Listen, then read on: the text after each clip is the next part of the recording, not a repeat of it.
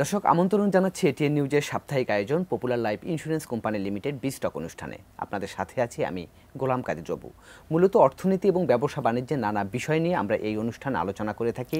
আজ আমরা আলোচনা করব সম্প্রতি যে সমস্যাটি এখন শিল্পে সবচেয়ে বড় প্রকট হয়ে দেখা দিয়েছে, সেটি হচ্ছে শিল্পে জ্বালানির সংকট। বিশেষ করে গ্যাসের যে সংকট চলছে, সেই সংকটের কারণে যারা এই শিল্পের সঙ্গে যারা জড়িত আছেন, শিল্প উদ্যোক্তারা কী রকম সমস্যার সমাধান হচ্ছেন এবং এই সংকটের সমাধানটি আসলে কিভাবে হতে পারে, সেসব নিয়েই আমরা সাজিয়েছি আজকের আমাদের এই আলোচনার বিষয়। আজ অতিথি হিসেবে আমরা পেয়েছি বাংলাদেশ টেক্সটাইলস মিলস অ্যাসোসিয়েশনের পরিচালক, যিনি মোশাররফ গ্রুপের চেয়ারম্যান এবং ব্যবস্থাপনা পরিচালক জনাব মোশাররফ হোসেন। জনাব মোশাররফ হোসেন, আপনাকে স্বাগত জানাচ্ছি আমাদের এই আলোচনায়। ধন্যবাদ। যেটি আলোচনার শুরুতে বলছিলাম যে আমরা তো দেখছি যে আপনারা ইদানিং বিভিন্ন সভা, সেমিনারে এবং বিভিন্ন আলোচনায় সবচেয়ে যে বিষয়টি নিয়ে আপনারা উদ্বেগ প্রকাশ করছেন সেটি হচ্ছে গ্যাস বিদ্যুতের সংকট, বিশেষ করে জ্বালানি সংকটের বিষয়টি নিয়ে। তো সেটি আসলে এখন কোন পর্যায়ে রয়েছে এবং এর ফলে আপনারা কী রকমের সমস্যার সম্মুখীন হচ্ছেন? আপনাকে ধন্যবাদ এটিএন নিউজকে।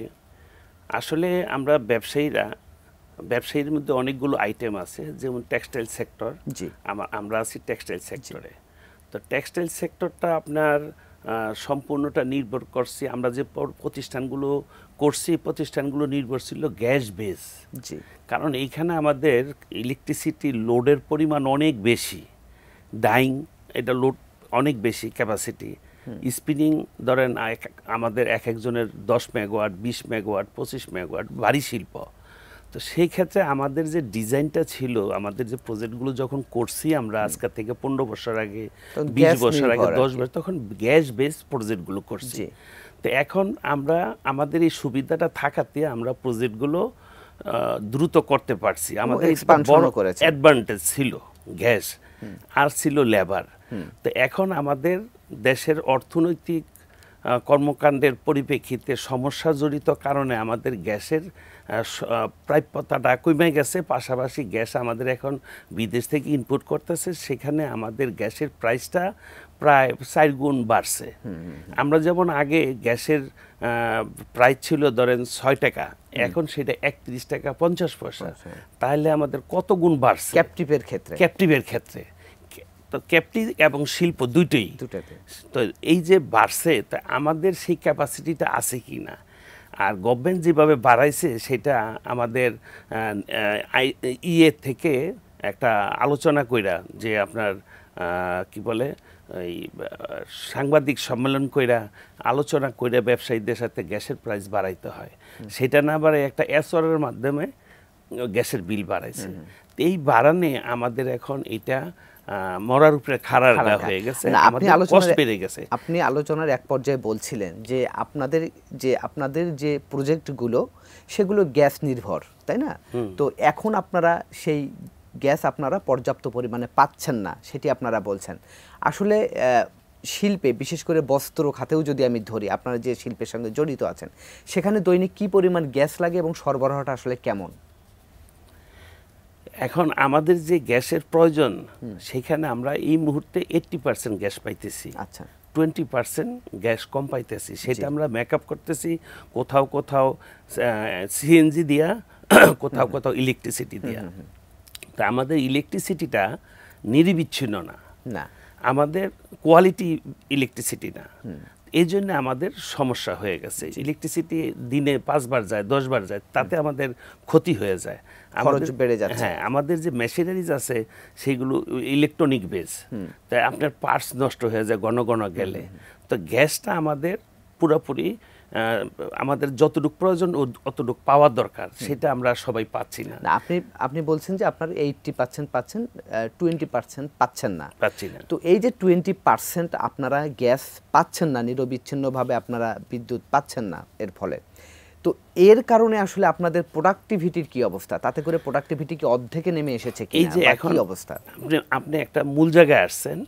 এইটার জন্যে আমরা যে 20% আমি এভারেজ বলছি, কোথাও কোথাও 50% পাচ্ছে, কোথাও কোথাও 100 পাচ্ছে, আবার কোথাও কোথাও 20% পাচ্ছে।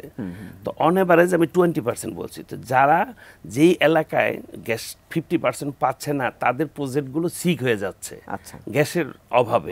মানে প্রজেক্টটা 100% ইফিসিয়েন্সি চলতেছে না, 100% ইফিসিয়েন্সিতে চলতেছে না। আর যেখানে 20% কম পাচ্ছি, সেখানে আমাদের ইফিসিয়েন্সি কম হচ্ছে। এইটার এফেক্টে যাইয়া আমাদের এই ফ্যাক্টরিগুলো সিক হয়ে যাচ্ছে পর্যায়ক্রমে। আপনি দেখবেন পত্রিকায় প্রায় আসতেছে আমাদের এখন ক্লাসিফাইড অ্যাকাউন্ট বাড়ছে, রেগুলারে বাড়তেছে। তো আমি একজন ব্যবসায়ী হিসাবে আমি মনে করি আগামী 6 মাস পর এই ক্লাসিফাইডের পরিমাণটা আরো বাড়বে।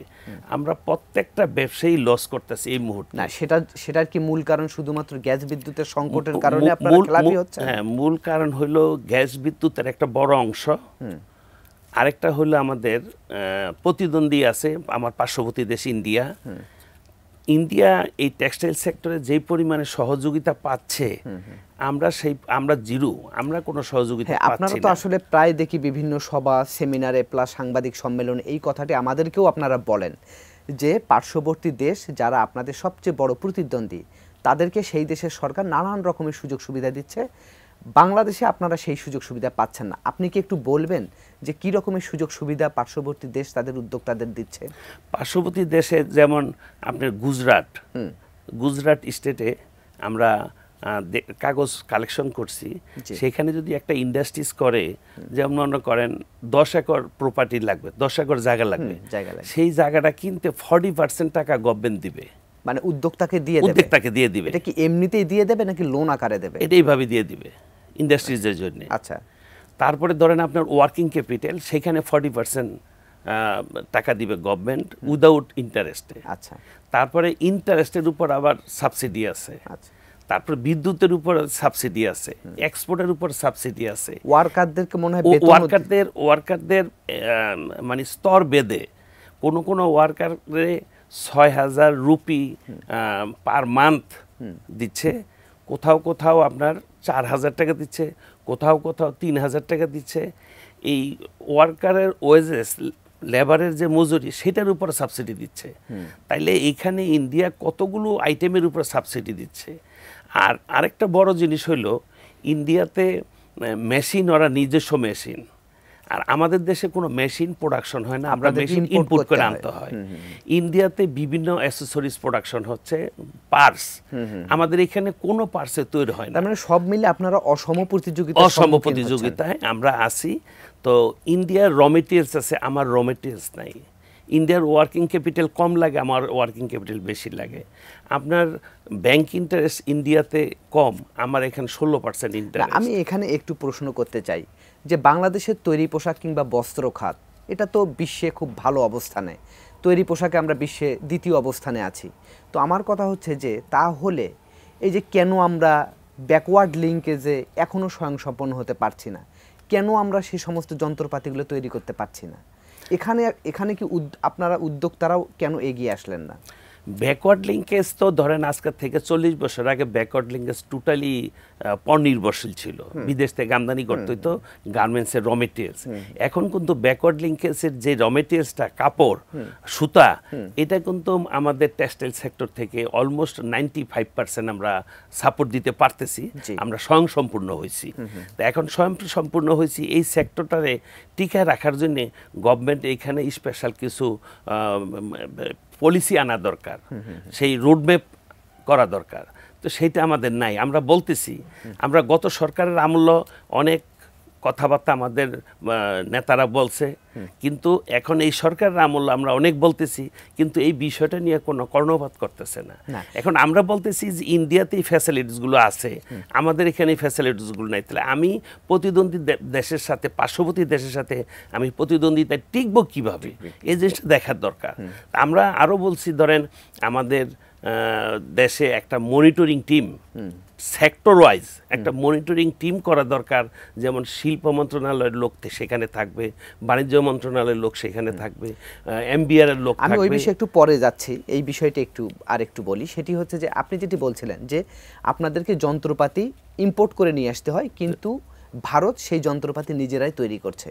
তো আমার কথা হচ্ছে যে আপনারা যারা এই শিল্পের উদ্যোক্তা আছেন, তারা দিনের পর দিন আপনারা গার্মেন্টস ফ্যাক্টরি বাড়াচ্ছেন কিংবা টেক্সটাইল মিল আপনারা বাড়াচ্ছেন, তাহলে আপনারা কেন এরকম পার্টসের একটা কারখানা করতে পারছেন না? বা আমাদের উদ্যোক্তাদের মধ্যে এই টেন্ডেন্সি নাই কেন? তারা তো এটা করতে পারে, একটু যন্ত্রপাতির। এখন পার্টসের বিষয়টা হলো এটা একটা সেনসিটিভ। এখন আমার দেশে যে পার্টসটা দরকার হবে সেগুলো আমরা এখানে ইচ্ছা করলে তৈরি করতে পারবো না। ইন্ডিয়া একটা বিশাল বড় দেশ, সেখানে তাদের শুধু ইন্ডিয়া না, ওরা আগে থেকেই এইসব জিনিস তৈরি করে আসছে আরো 200 বছর আগের থেকে। কিন্তু তারা যেভাবে আগে আসছে, আমরা এখন এই প্রতিদ্বন্দ্বিতা আমরা আগে পারবো না। একটা লোক যদি ইনভেস্টমেন্ট করি, যেমন আমাদের এখানে ধরেন বিটা আছে গভর্নমেন্টের, তো কই ওখানে তো সাকসেসফুল হচ্ছে না। তা আমাদের এটা খুব কঠিন, আমাদের জন্য কঠিন ওই পার্স তৈরি করা। যেমন পার্সের মধ্যে তো একটা পার্স না, এখানে ধরেন আমাদের টেক্সটাইল মিলে 6000 পার্স।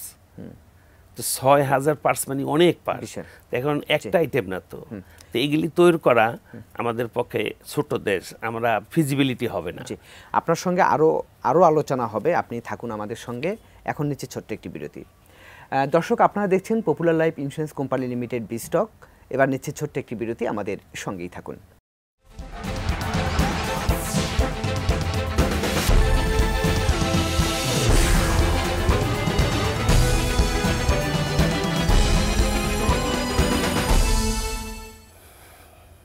দর্শক, বিরতির পর আমরা আবারও ফিরে এলাম popular life insurance company limited বিস্টক অনুষ্ঠানে। আজ আমরা আলোচনা করছি শিল্প খাতে গ্যাসের যে সংকট এবং তার ফলে এই শিল্পে কি কি সমস্যা হচ্ছে, বিশেষ করে বস্ত্র খাতে, সেসব নিয়ে আমাদের সঙ্গে অতিথি হিসেবে আছেন বাংলাদেশ টেক্সটাইলস মিলস অ্যাসোসিয়েশনের পরিচালক জনাব মোশাররফ হোসেন।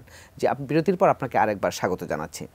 জি, আমরা আলোচনার এক পর্যায়ে ছিলাম, সেটি হচ্ছে যে আমরা তো দেখেছি যে বিগত সরকার নিরবিচ্ছিন্ন আপনাদেরকে গ্যাস বিদ্যুৎ দেওয়ার কথা বলে গ্যাসের দাম বাড়িয়েছিল, কিন্তু পরবর্তীতে আমরা দেখলাম বা আপনারাও অভিযোগ করলেন যে গ্যাসের বাড়তি দাম ঠিকই নিয়েছে, কিন্তু বিগত সরকার সেই নিরবিচ্ছিন্ন গ্যাসটা দিতে পারে নাই। এখন আপনারা সংবাদ সম্মেলন করে প্রায় আমাদেরকে সাংবাদিকদেরকে বলছেন, যারা আমরা আপনাদের রিপোর্ট প্রায় কাভার করি, অর্থনৈতিক রিপোর্টারদেরকে আপনারা বলছেন যে সরকার নতুন করে গ্যাসের দাম আবারও বাড়ার প্রস্তাব দিয়েছে পেট্রোবাংলার কাছে। তো আমরা একটু দেখে আসব যে এ ব্যাপারে আমরা একটি রিপোর্ট করেছি, সেই রিপোর্টে আমরা দেখব যে এই দাম কতটা বাড়ার প্রস্তাব দিয়েছে বা বাড়ালে আপনারা উদ্যোক্তারা কতটা ক্ষতিগ্রস্ত হবেন সে বিষয়টি নিয়ে আমরা একটু রিপোর্টটি দেখে আসি। শিল্প কারখানায় নিরবিচ্ছিন্ন গ্যাস সরবরাহ নিশ্চিত করা হয়নি এখনো, অথচ তার কথা বলেই বছর দুয়েক আগে দাম বাড়ানো হয়েছিল 150 থেকে 178% পর্যন্ত। কিছুটা দাম বেড়েছিল গেল বছরও। এখন আবার নতুন করে আলোচনা সরবরাহ বাড়ানোর নামে গ্যাসের দাম 2.5 গুণ বাড়ানোর। এখন শিল্প কারখানায় 1 ইউনিট গ্যাসের দাম 30 টাকা, আর কারখানায় নিজস্ব বিদ্যুৎ উৎপাদন বা ক্যাপটিভের ক্ষেত্রে 31 টাকা 50 পয়সা। এখন দাম বাড়িয়ে সরকার সেটাই করতে চায় 75 টাকা। ব্যবসায়ীরা বলছেন এটা কার্যকর হলে তৈরি পোশাক এবং বস্ত্র খাতে খরচ বাড়বে সবচেয়ে বেশি, যার প্রভাব পড়বে রপ্তানিতেও।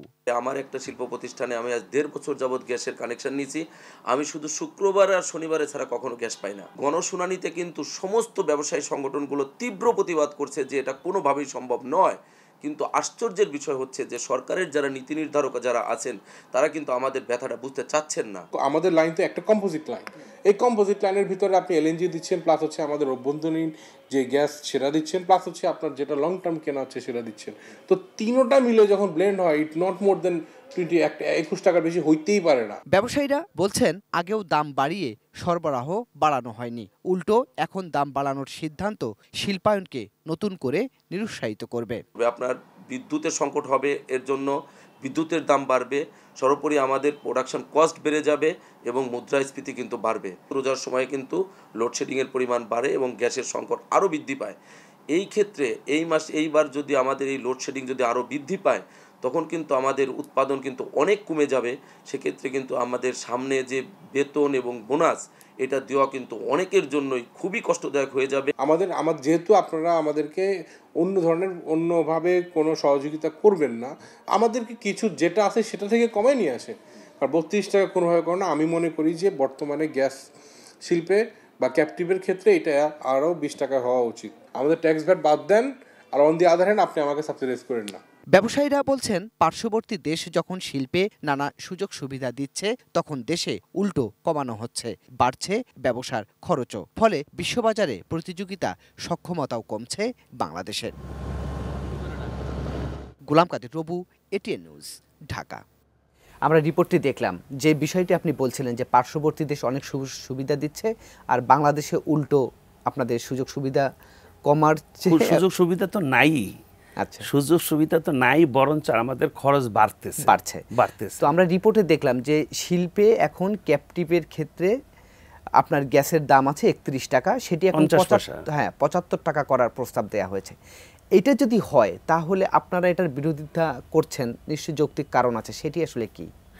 আমরা অ্যাসোসিয়েশন থেকে আমরা চিঠি দিয়েছি সরকারকে এবং আমরা সাংবাদিক সম্মেলন করে আপনাদের মাধ্যমে জানাইছি এবং আমাদের ব্যবসায়ী মহলের বিভিন্ন ব্যবসায়ী নেতারা এই প্রস্তাবগুলো নাকচ করতেছে এবং কমানোর কথা বলতেছে। এখন আমাদের যে বিদ্যুৎ বিলটা এখন বাড়ানোর কথা বলতেছে, গ্যাসের বিলটা, বিদ্যুৎ বিলটা, এখন এইখানে আপনার বাসা বাড়িতে যে গ্যাসটা ব্যবহার হচ্ছে সেটার রেট কিন্তু কম। আপনার পাওয়ার প্ল্যান্টে যে গ্যাসটা দিতেছে, সরবরাহ করতেছে, সেটার প্রাইসও কম। এই দুইটারে অ্যাভারেজ করে আমাদের একটা কস্টিং দেখাইতেছে। আমরা মনে করি যে 20 টাকার উপরে কস্টিং হইতে পারে না। রিপোর্টেও আমরা সেটি দেখলাম 20 টাকার উপরে হইতে পারে না। তো 20 টাকা হইলে আমাদেরকে 20 টাকাই দেখ, তারপরে আমরা হয়তো 10 টাকা যদি কমে তাহলে আমরা একটা সাশ্রয় পাই। এখন আমরা তো সাশ্রয় পাচ্ছি না, আমাদের তো কোনো বেনিফিট নাই। আমরা গভর্নমেন্টের পক্ষ থেকে যে কিছু বেনিফিট কোনো আইটেমে পাবো, কোনোটাই পাচ্ছি না। আপনারা কি এই বিষয়গুলো গভর্নমেন্টকে বোঝাতে পারছেন না? গভর্নমেন্টকে আমরা যথেষ্ট বুঝাইতেছি। আমরা প্রত্যেকটা মন্ত্রণালয়, আমরা অ্যাসোসিয়েশনের মাধ্যমে আমরা লিখিতভাবে এবং মৌখিকভাবে আমরা বলতেছি এবং গভর্নমেন্টও জানে। এখন বড় সমস্যা হয়েছে গভর্নমেন্টের তো আসলে ফান্ডের ক্রাইসিস, যার জন্য গভর্নমেন্ট ইচ্ছা করলেও আমাদেরকে ফ্যাসিলিটিস দিতে পারতেছে না। তবে আমি মনে করি যে আমাদের এর মধ্যে বিভিন্ন হেড থেকে কাইটা আমাদেরকে ফ্যাসিলিটিসটা দেওয়া দরকার। কারণ আমাদের এই টেক্সটাইল সেক্টরে ধরেন ডাইরেক্ট ইনডাইরেক্ট মিলে 50 লাখ লোক এইখানে কর্মসংস্থানে আছে এবং আমরা এইখানে এক্সপোর্ট করতেছি প্রায় 40 বিলিয়নের মধ্যে আমাদের 85% আমাদের এক্সপোর্ট। তো এখন এই যে রপ্তানি করে আমরা বৈদেশিক মুদ্রা অর্জন করতেছি এবং এইখানে আমাদের কর্মসংস্থানের ব্যবস্থা হইতেছে, এইটা আমাদের দিন দিন খারাপ অবস্থায় চলে যাচ্ছে। তাহলে আপনি যেটি বলছিলেন, মানে অন্য একটি প্রশ্নের উত্তরে প্রসঙ্গক্রমে এসেছিল বিষয়টি, একটি বিশেষ কমিটি করার কথা আপনি বলছিলেন যে আপনাদের এই শিল্পের সংকটগুলো দেখভালের জন্য একটি বিশেষ কমিটি, সেটি কেন চাচ্ছেন? আমরা এই জিনিসটা চাচ্ছি, একটা কমিটি চাচ্ছি। এখন সুশীল সমাজ এবং পাবলিক এবং গভর্নমেন্টের যে উচ্চ পদস্থ যারা নীতি নির্ধারক, তারা তো আমরা যতই বলি তারা মনে করে যে এটা আমাদের স্বার্থের জন্য আমরা এই দাবিটা করতেছি। তা আমাদের যে দাবিটা বাস্তব ভিত্তিক সে বিষয়টা ফাইন্ড আউট করতে হবে।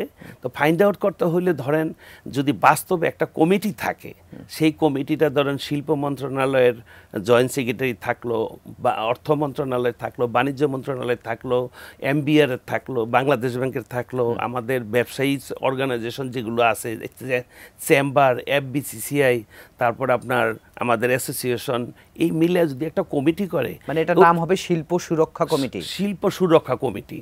এই কমিটি বাস্তব ভিত্তিক ইন্ডিয়া যাবে, ভিয়েতনাম যাবে, চায়না যাবে, আমাদের কোথায় কোথায় কোন কোন পয়েন্টের সমস্যা আছে, এই জিনিসগুলো আমরা সবাই মিলে ফাইন্ড আউট করব। এইটা গভর্নমেন্টের কাছে যদি একটা সুপারিশ দেয়, তখন গভর্নমেন্ট এটা মনে করবে যে না এটা ঠিক আছে, তখন আমাদের সমস্যাগুলো সমাধান করা সম্ভব। কিন্তু এখন আমরা যতই বলি গভর্নমেন্ট মনে করে এটা নাথিং, এটা কোনো বিষয়ই না, এটা তাদের ব্যবসা স্বার্থে চাচ্ছে। এই জন্য আমরা শিল্পের সুরক্ষার জন্য একটা কমিটি চাচ্ছি। আমরা সবসময় বরাবর বলে আসছি একটা কমিটি করা দরকার। প্রয়োজন আমরা অ্যাসোসিয়েশন থেকে ওই কমিটির দেশে বিদেশে যখন ভ্রমণ করবে, তখন আমরা অ্যাসোসিয়েশন থেকে প্রয়োজনে খরচ দিব। আমরা এই বিষয়টা আরও আলোচনা করব, তবে নিচ্ছি তার আগে আরেকটি বিরতি। আপনি বিরতির পরে এসে আরও কথা বলতে পারবেন। জি দর্শক, এবার নিচ্ছে আরেকটি বিরতি, আমাদের সঙ্গেই থাকুন।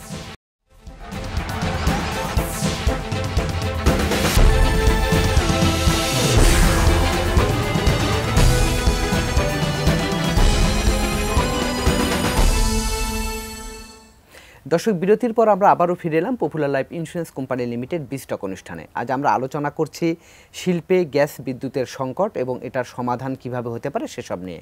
আমাদের সঙ্গে অতিথি হিসেবে আছেন বাংলাদেশ টেক্সটাইলস মিলস অ্যাসোসিয়েশনের পরিচালক জনাব মোশাররফ হোসেন। জি, বিরতির পর আপনাকে আরেকবার স্বাগত জানাচ্ছি। ওয়েলকাম। জি, আপনারা প্রায় একটি কথা বলছেন ইদানিং যে বিনিয়োগে গতি নেই। আসলে আপনার কাছে আমার একটি প্রশ্ন, বিনিয়োগ করার ক্ষেত্রে আপনারা কেন ভয় পাচ্ছেন বা কেন বিনিয়োগ আপনারা করছেন না, বা অসুবিধাটা কোথায়? এখন তো পরিবেশ ভালো। হ্যাঁ, থ্যাংক ইউ। বিনিয়োগের ব্যাপারটা এখন আমরা বিনিয়োগ নতুন করে করতে চাইতেছি না বিভিন্ন কারণে।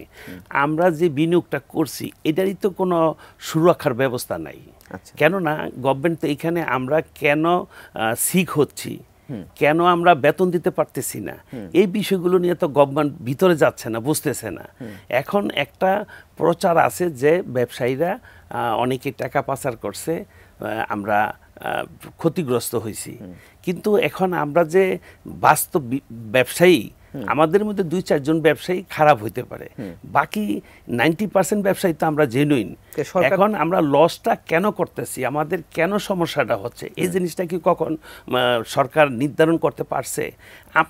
আমি প্রজেক্টটা করার আগে একটা ফিজিবিলিটি করছি যে আমার এত টাকা কস্টিং আসবে, এই প্রোডাক্টটা তৈরি করলে আমি এত বেচবো, এখানে আমার এত প্রফিট হবে, এত ট্যাক্স দিব, নেট প্রফিট আমার এত দাঁড়াবে, প্রজেক্টটা আমি আগামী 10 বছর পরে ফ্রি হয়ে যাবে।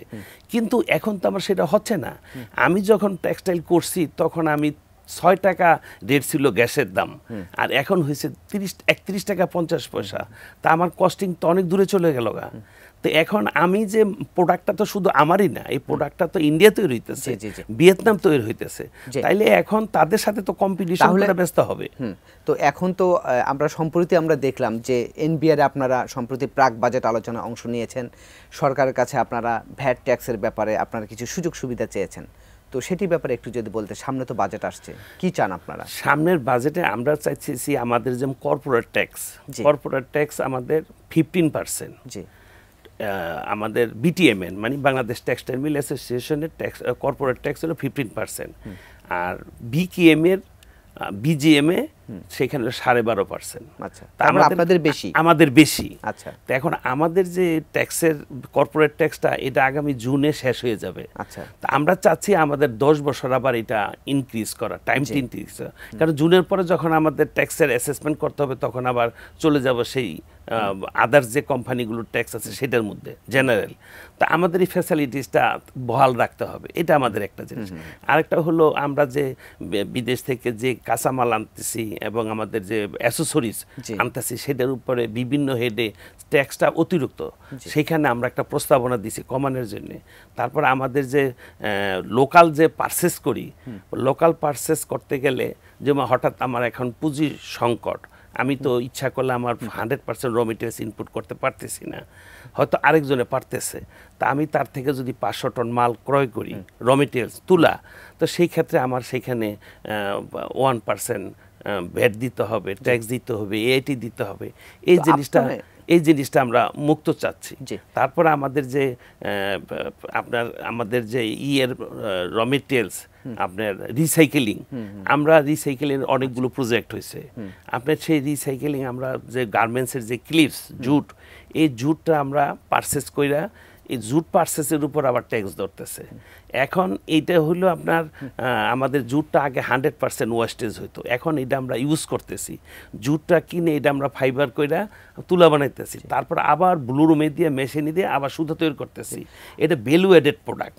আর এই প্রোডাক্টটা করলে আমাদের তুলা আমদানি কম করতে হবে, 20% কম করতে হবে, শিল্পের জন্য খরচও কমবে। তো এইটার উপর যদি এখন এখানে ট্যাক্স থাকে তাহলে তো সমস্যা। আর আরেকটা জিনিস হলো আপনার এই জুটটা ইন্ডিয়া পাকিস্তান ইনপুটে নিয়ে যেতেছে, কিন্তু এই জুটটার কাপড়টা যখন তৈরি হয়েছে তখন কিন্তু ডিউটি ফ্রি র মেটেরিয়ালস দিয়ে তৈরি হয়েছে। যেমন আপনার তুলার কোনো ডিউটি নাই, রঙের কোনো ডিউটি নাই, এগুলো বন্ডের মাধ্যমে আসছে।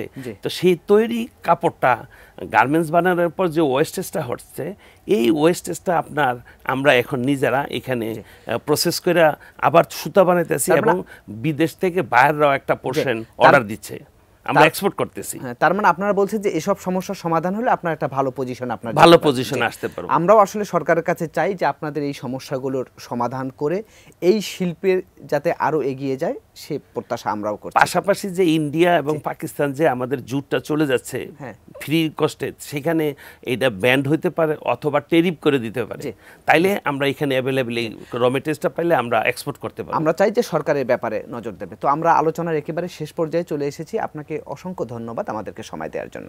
আপনাকেও ধন্যবাদ এবং দর্শক শ্রোতাদেরকেও ধন্যবাদ আমাদের এই টপিকসগুলো শোনার জন্য।